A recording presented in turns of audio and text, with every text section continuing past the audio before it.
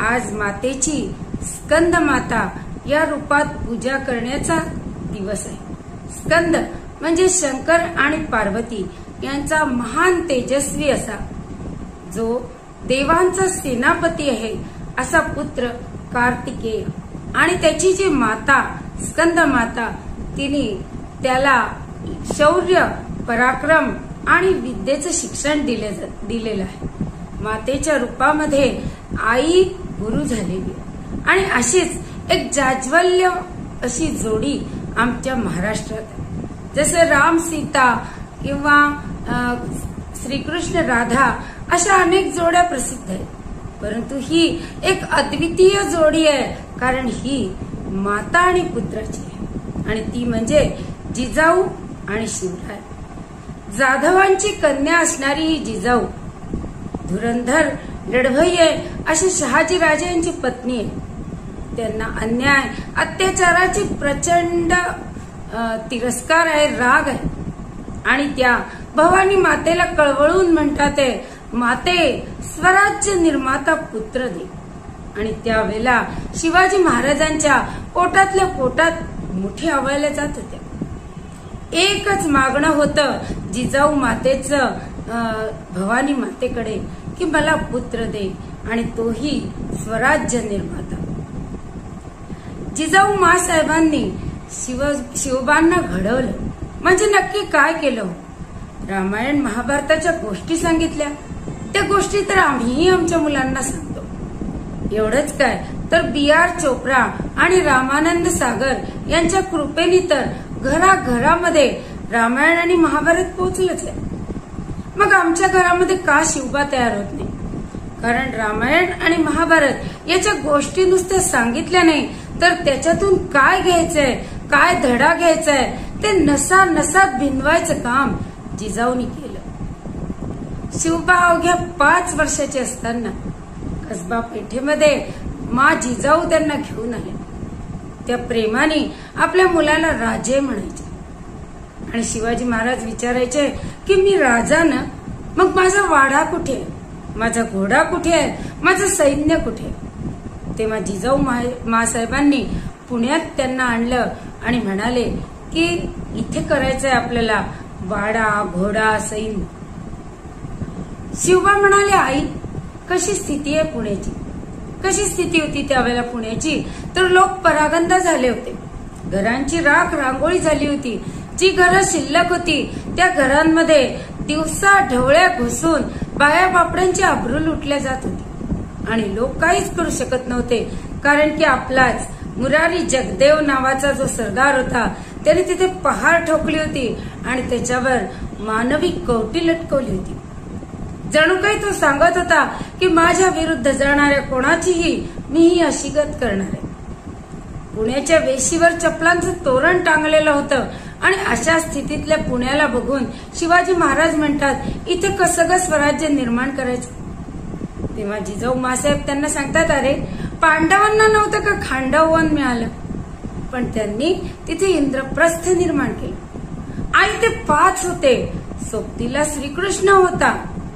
तेव्हा जिजाऊ मासाहेब म्हणाले, अरे तुझ्या हाताच्या बोटांच्या 5 बोटांमध्ये 5 पांडव आहेत आणि त्यांना वळवणारं जे मनगट आहे त्यामध्ये श्रीहरी आहे. तुझ्या तलवारीमध्ये भवानी मातेचा वास आहे, त्यामुळे तुला घाबरायची मुळीच गरज नाही. आणि ही गोष्ट एकदा मनावर कोरल्या गेल्यामुळे ती तलवार कधीही ज्या लोकांनी काहीच केलेलं नाहीये अशा निरपराध लोकांवर कधीही ती तलवार उठली नाही, कारण त्यात भवानी मातेचा वास आहे याच्यावर त्यांची निष्ठा होती. आई आता इथे सैन्य कसं ग तयार करायचं? तेव्हा आई म्हणाली की अरे प्रभू रामचंद्रांनी नाही का वानर सेना जमा केली होती, तुला याच्यातच नल नील जांबुवंत हनुमंत शोधायचे आणि तिथून माणसांच्या पारखीला सुरुवात झाली. शिवाजी महाराजांनी एक एक मावळा पारखला, त्याचे गुण कोणते आहेत ते जोपासायचा प्रयत्न केला. खेळ तरी कोणते शिकवले?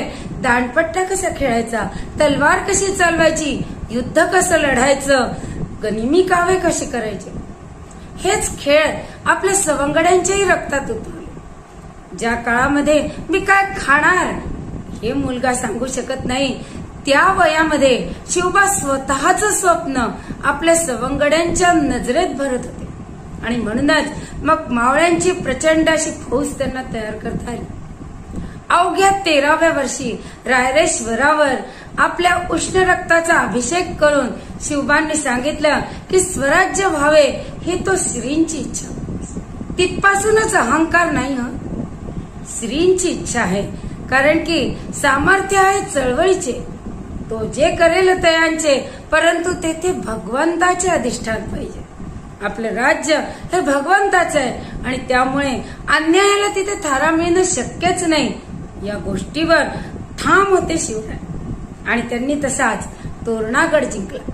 एकामागे एक गड जिंकणं सुरू केलं आणि स्वराज्याची मुहूर्त मेढ रोवली गेली. त्यांचा हा पराक्रम बघून अफजल खान स्वराज्यावर चालून आला. नुसता चालून आला नाही तर जनतेचा अतोनात छळ करणं सुरू केलं. कारण त्यांना माहित होतं की शिवाजी राजे या सगळ्या गोष्टींनी प्रचंड पेटून उठणार. तुळजाभवानीचीही त्यांनी विटंबना केली. राजांना त्या क्षणी किती राग आला असेल याचा आपण विचार केलेला बरा. पण श्रीकृष्णाने जसं शिशुपालाचे 100 अपराध माफ करायचे ठरवले होते, त्या धीराने शिवबा हे सहन करत होते.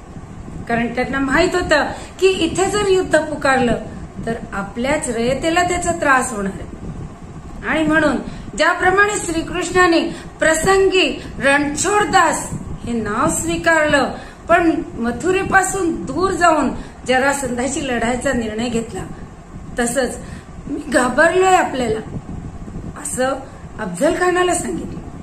त्यालाही ते खरं वाटलं आणि तो प्रतापगडावर त्यांच्या भेटीसाठी आला.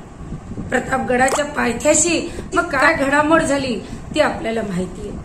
गनिमी काव्याने त्या अफजल खानाचा त्यांनी काटा काढला.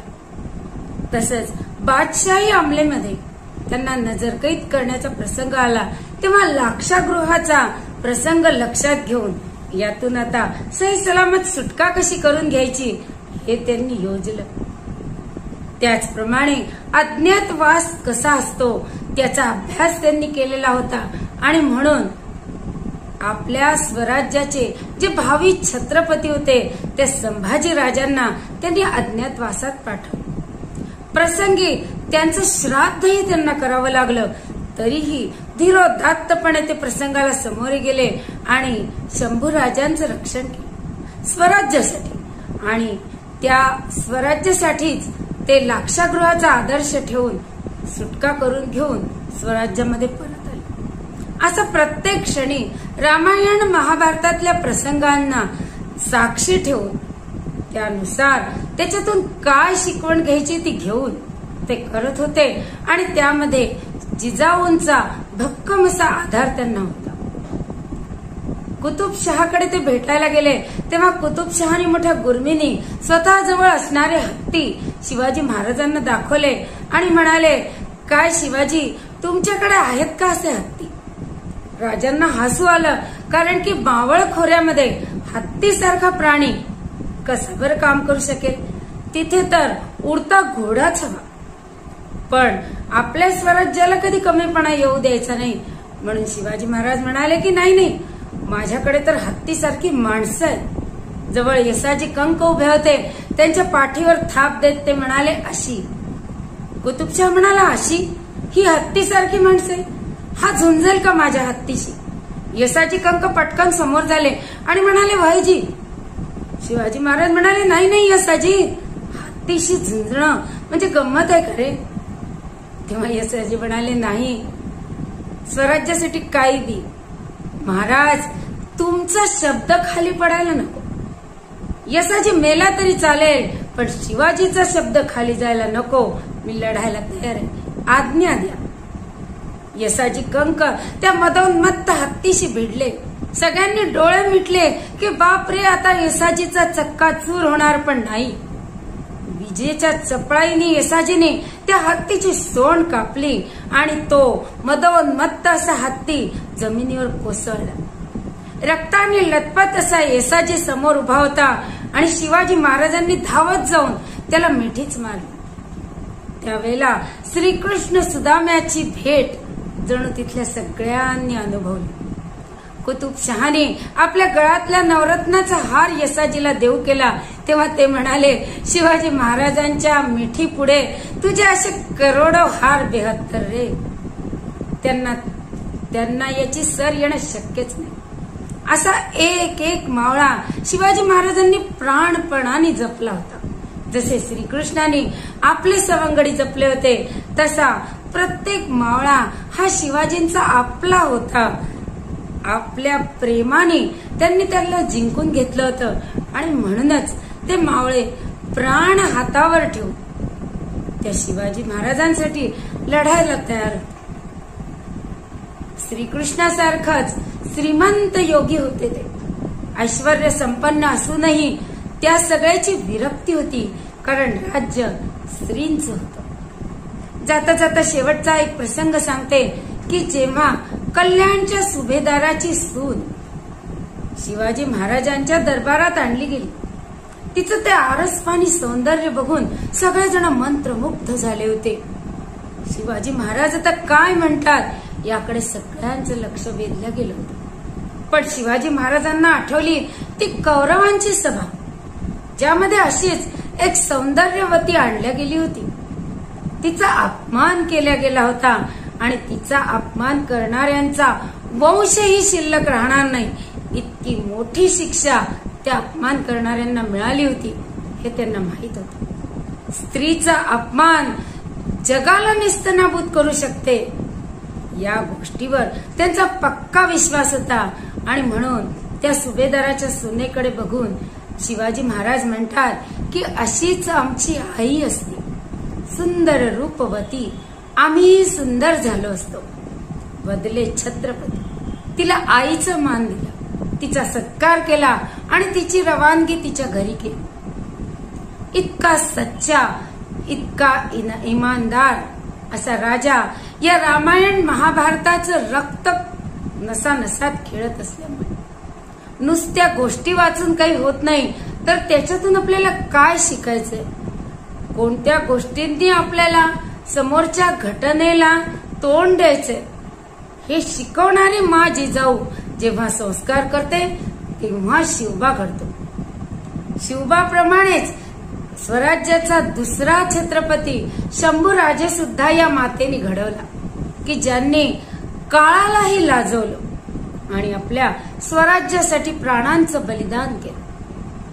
अशा या जिजाऊ मातेच्या चरणाची धूळ जरी आपल्याला होता आलं, त्या धुळेच्या कणा इतकं जरी जाज्वल्य अभिमान आपल्यामध्ये आपल्याला रुजवता आला तर नक्कीच आपण मावळ्यांची अशी फौज तयार करू शकू की जी अन्याय अत्याचाराच्या विरुद्ध लढायला उद्युक्त असेल, जिच्यामध्ये स्फुल्लिंग असतील, ज्यातला प्रत्येक मावळा हा प्रत्येक स्त्रीला आपली माता, आपली भगिनी मानून आदरते.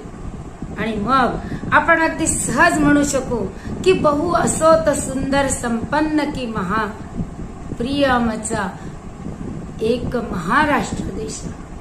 आणि अशा प्रकारच्या मावळ्यांची फौज आपण तयार करावी, यासाठी आपण भगवतीची प्रार्थना करूया की स्कंद माता या रूपामध्ये तिने सर्व मातांमध्ये ही ताकद निर्माण करावी.